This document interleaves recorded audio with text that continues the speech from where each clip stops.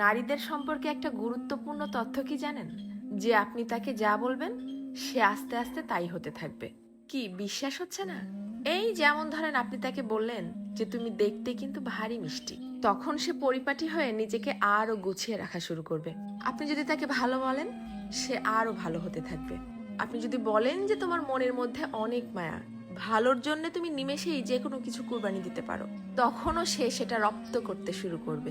কিন্তু যখনই আপনি তার খুঁত ধরা শুরু করবেন, তার ছোট ছোট ভুলগুলোকে বড় বানিয়ে তাকে সবার সামনে অপমান করে ছোট করবেন, সে এটা পারে না, সে ওটা করে না, সে একজন বেয়াদব, সে একজন অসভ্য, মুখে মুখে তর্ক করে, সে একজন মারাত্মক রাগী তেজি জিদ্দি মহিলা, এ ধরনের কথাগুলো যখন তাকে কষ্ট দিয়ে বলবেন, সে কিন্তু আস্তে আস্তে তাই হতে থাকবে। কারণ তখন সে ইতোমধ্যেই জেনে গেছে যে আমার আর ভালো কিছু প্রকাশ করার মতো কিছু নেই।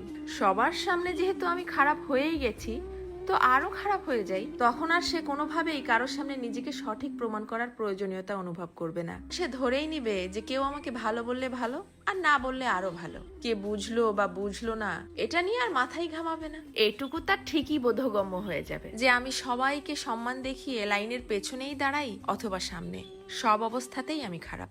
আর এভাবেই আস্তে আস্তে আপনি তাকে হারিয়ে ফেলবেন। আর একজন নারী কখনোই একদিনে বা একটা কারণে নিজেকে সরিয়ে নেয় না, এর পেছনে থাকে কোটি কোটি কারণ।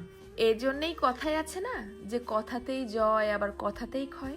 কারো ভুল ধরিয়ে দিতে হয় একান্তে, সবার গোপনে। আর কারো প্রশংসা করতে হয় তাকে সামনে রেখেই সবার সামনে। কারো প্রশংসা করাও কিন্তু একটা মহৎ গুণ, যা মানুষের স্বভাব এবং আচরণকে নিমিষেই পরিবর্তন করতে পারে।